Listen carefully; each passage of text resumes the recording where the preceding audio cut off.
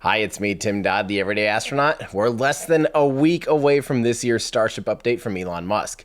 And before the party gets started, we're already catching some major changes happening before our eyes. That's because as we speak, SpaceX is building the Mark 1 Starship prototype right there in Boca Chica, where the presentation will be held on September 28th. And of course, because it's being built out in a field in public, we're seeing some major updates to the hardware. The most obvious change is the fact that the Starship has only two finny, flappy, air brakey things now instead of three. And the previous version, touted just a year ago at the Deer Moon event, showed Starship sporting three fins that were also its landing legs. So now that we're seeing it only has two, the question has come up, and it's come up a lot. Why? Why just two? So today we're going to do a really quick rundown on why two might be better than three, show you some potential problems that three fins had, and then we'll show you exactly how they'll control their re-entry and landing with just two rear fins.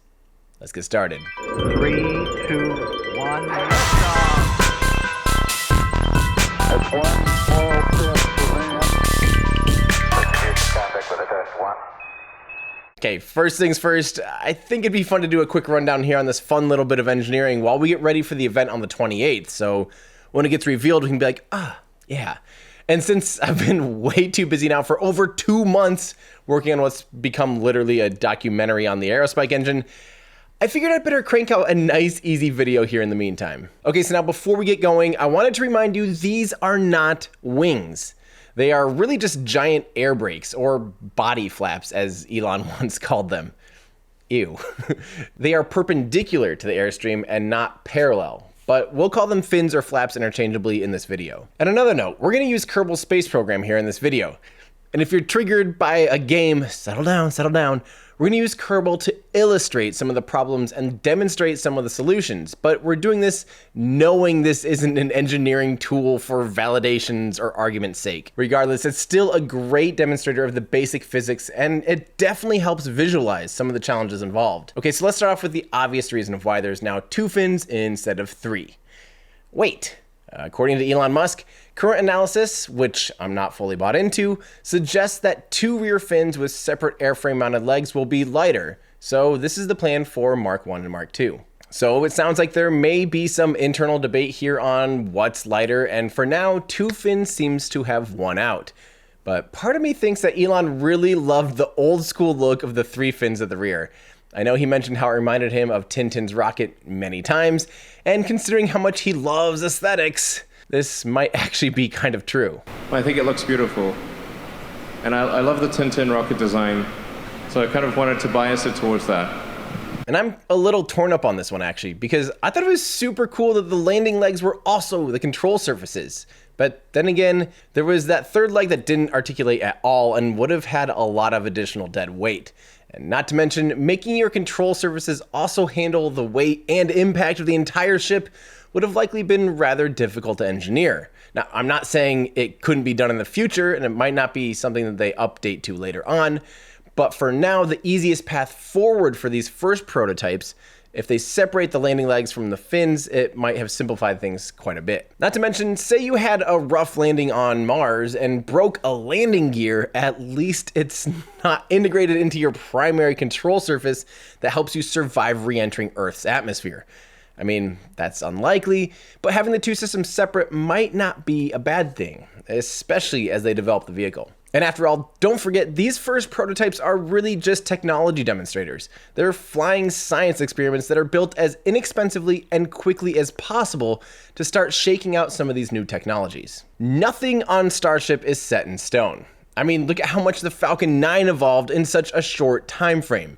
Starship is taking that concept up another notch. So if the easiest path forward for now is landing legs on the body and the flaps separate, sweet, yeah, get it going. At last year's Deer Moon event, it stood out to me that Elon said a few times how the third leg is only a leg, and it's not a rear stabilizer of any kind. And mostly because on re-entry, that fin is entirely in the wake of the vehicle, and it doesn't even touch the airstream. Later on, if it does prove to actually be lighter to integrate the landing legs onto the flaps, nothing's going to stop SpaceX from evolving Starship to do exactly that. But in the meantime, I actually think that the aerodynamics team at SpaceX was likely begging engineering to reconsider three fins for a few reasons. Now here's where we're going to get into speculation land for a little second, but I've always been questioning how 3 would have worked because of some basic physics. About exactly a year ago, I did a video about the belly flop maneuver, and in order to help me get it to work well, I had to keep the fins tucked in on ascent, and I needed to keep them behind the center of mass on descent. Here, let me show you something. The general rule of thumb for anything flying is you want your center of pressure or lift behind your center of mass. Otherwise, if the vehicle moves away from its heading at all, the surfaces will induce lift or torque on the vehicle, and since it's in front, it'll become a feedback loop. Say it pulls up just a little. That's going to change the angle of attack on the surface, which will make it pitch up a little more, which will change the angle of attack on the surface, which will make it want to pull up a little more, which will change the angle of attack on the surface, which will make it want to, etc., until you lose control, and that surface will want to flip around to the back where it belongs. That's because in the back, those forces actually do the exact opposite thing and work to stability's advantage. When a craft starts to pitch away from its heading, the fins apply torque to recenter the craft. The further away from your heading you pitch, the more torque it applies, which makes it very inherently stable.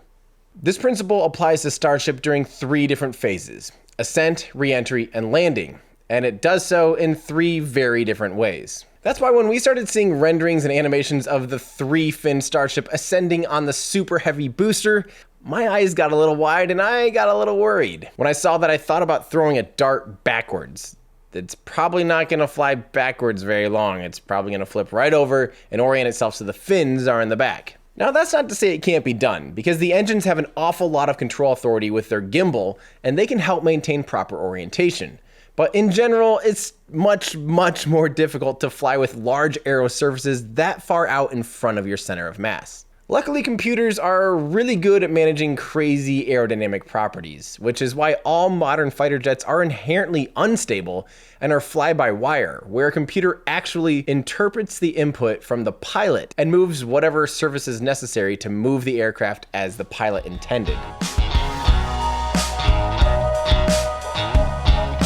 Okay, so why would 2 be better than 3 on ascent? Won't 2 still be an issue? Well, besides the fact that there's less fins in the first place, there's something 2 can do that 3 can't really do easily, and that's get tucked in away from the airstream. While on ascent, a pair of fins can easily tuck in against their airframe and mostly negate their aerodynamic properties. Both the top and bottom fins will do this, whereas 3 fins, especially when one was an immobile landing leg only, can't really tuck in out of the airstream entirely. I mean, sure, they could have tucked 2 in and left the 3rd one out and kept that more in the wake of the vehicle during its gravity turn, but it's still just not the most stable configuration. Okay, but forget ascent. I'm sure they can do that no problem either way if they had to. The bigger challenge is actually with the descent of Starship with 3 versus 2 fins. And again, this has everything to do with tucking the fins in. Let's actually watch the real physics simulation that Elon showed at last year's Dear Moon presentation. You'll see the vehicle does the belly first to tail down flip at only about 1.5 kilometers in altitude, while still traveling at Mach 1 for landing on Mars. Now notice during this landing phase, the rear fins are tucked in all the way until the very last second. But even so, the vehicle has one giant fin fully eating the wind stream in front of the vehicle. Any movement away from the vehicle's heading will induce a lot of torque. And again, the gimbals on the Raptors and the attitude control thrusters can offset all of this torque and hopefully maintain stability.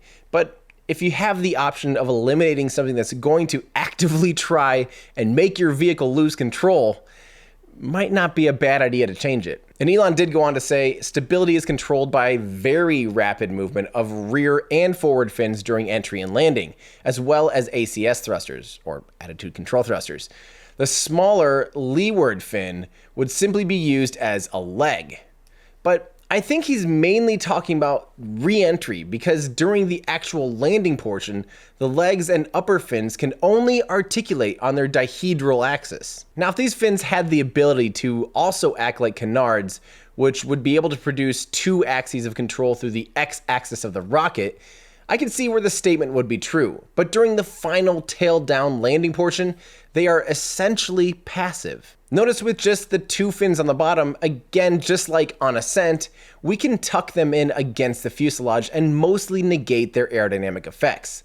Not to mention, there aren't any portion of these new fins that are sticking out below the engines, which would put them in front of the airstream of the vehicle as it descends, which again is a bad thing. The other problem with the 3 landing legs is a little more complicated, but I'll bet the aerodynamics team had a pretty great time going over the properties of the 3-legged reentry. When re-entering, the vehicle will be completely belly flopping, and that is coming in broadside with its belly facing the airstream. Well, hold on, actually, it'll mostly belly flop, but it sounds like according to Elon Musk, it does actually generate lift in hypersonic regime, which is important to limit peak heating.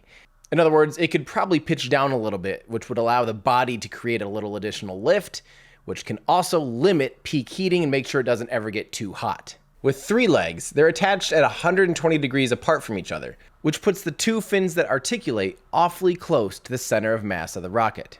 Now, this isn't necessarily a bad thing. In fact, a traditional capsule shape intentionally has a center of pressure in front of the center of mass.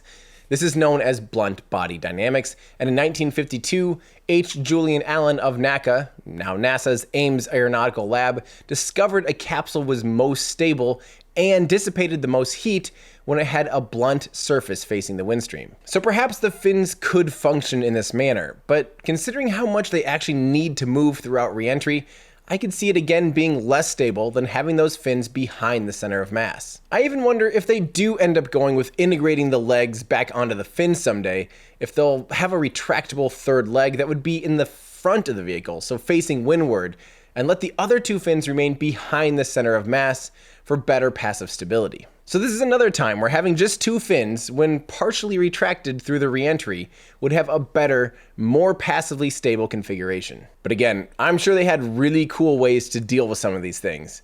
But I'm thinking they actually made a significantly more stable vehicle by only having 2 fins in the rear. If we see them tucked in on ascent and tucked in on landing, that kind of proves that this is indeed advantageous. Okay, so that's a quick overview of why I think 2 is better than 3.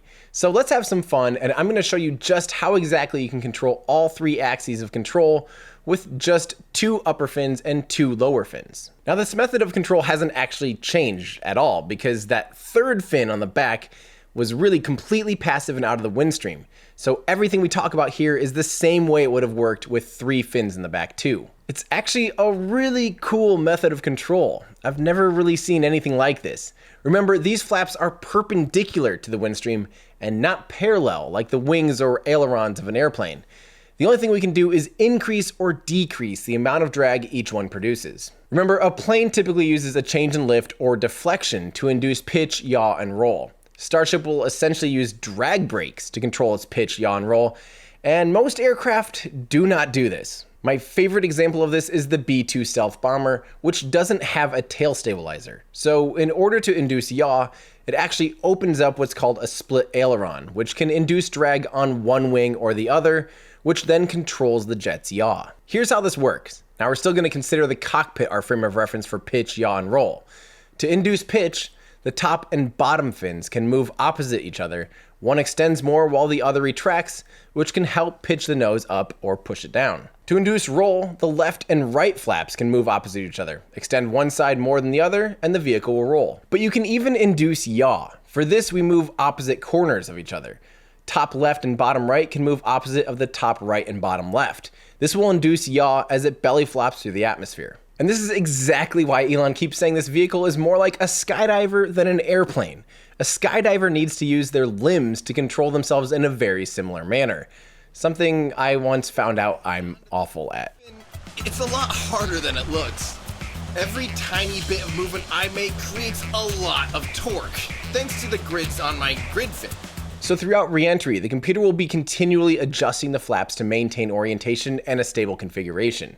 But they can also adjust their total drag coefficient to help perfectly nail their downrange distance. And don't forget, the vehicle can also use attitude control thrusters throughout re-entry, but with that being a limited quantity, the more work the flaps can do, the better. Now it's going to maintain this orientation as long as it can, because that belly flop does an awesome job of slowing it down without using any propellant.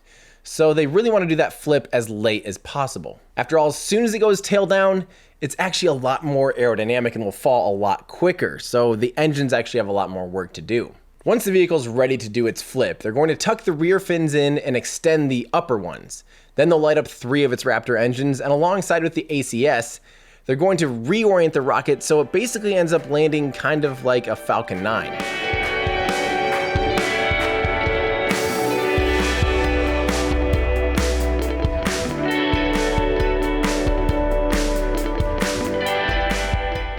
Then when the timing is just right, they're going to extend those landing legs, throttle the engines just perfectly, and hopefully make a perfect touchdown. Yes, there we go. Okay, that's the one. Oh, yes, that's what I'm talking about right there. Holy cow. Now that will be something to see. I mean, come on, I can't help but laugh about how ho-hum Falcon 9 landings have become already. God, we really do have the attention span of a bunch of 5-year-olds, don't we? And in case you're wondering, yes, I do have the craft file link in the description. It's all stock, but it does utilize Kerbal Breaking Ground DLC for those robotics. So to summarize, I truly don't think aerodynamic considerations was the primary reason we're now seeing 2 fins on Starship, but I can't help but think it's inherently more stable now. And when dealing with something that's as big as a skyscraper falling out of the sky with hundreds of tons of explosive propellant on board, it's probably a good idea to have physics on your side. It sounds like the primary reason is weight and simplicity. And just, again, a friendly reminder, I don't think I know better than anyone on the subject matter. I'm literally the last person you want to have working on your spaceship. But teaching some of these fun principles and applying them to new designs is super fun. And knowing just how much Elon Musk cares for aesthetics, I still think his love for the retro styling was a big factor in having 3 fins, because quite frankly, it did look really cool. But what do you think? Do you like the 2-fin version, or are you gonna miss the old retro throwback 3-fin version? Do you think they'll stick with a 2-fin for a while, or do you think we'll see them go back to 3 after these Mark 1 and Mark 2 prototypes? Do you think they'll tuck in on Ascent and portions of Descent as well? Let me know what you think, and let me know if you have any other questions about re-entry, landing burn, Raptor engine, Starship, or just rockets in general in the comments below. And be sure and stick around, because not only am I going down to Boca Chica for the Starship presentation, I'm also going to do a video about why Starship doesn't have an abort system, and of course, I'll hopefully have my long video about Aerospike engines done soon as well. I promise it's coming along great, and hopefully you learn as much as I did making it. I of course owe a huge thank you to my Patreon supporters for helping me make all content possible, including traveling around all the time trying to get as much content out there for you guys as I can. It's been a crazy time lately, and you guys are definitely helping me stay sane. If you want to join our exclusive subreddit, our exclusive Discord, or gain access to exclusive live streams, or even give your input to scripts and catch errors on videos before they come out, please consider becoming a Patreon member by going to patreon.com/everydayastronaut. Thank you. And while you're online, be sure and check out my web store, which is getting way cooler every single day. Seriously, you have to check it out. We have lots of awesome stuff. And if you see something in there, you better get it while it's in there, because we do runs of shirts now. So that means the quality can go up. We can do custom things like have tags and lots of other cool things. So if you see something, grab it while it's in stock. Otherwise, it might not be coming back and it might be too late. And don't forget, if you work in the aerospace industry, you can click on the link in the description of any apparel item, and you can actually take 25% off as my thank you to you for doing awesome things and for helping inspire me to do what I do. So head on over to everydayastronaut.com/shop. Thanks everybody, that's gonna do it for me. I'm Tim Dodd, the Everyday Astronaut, bringing space down to Earth for everyday people.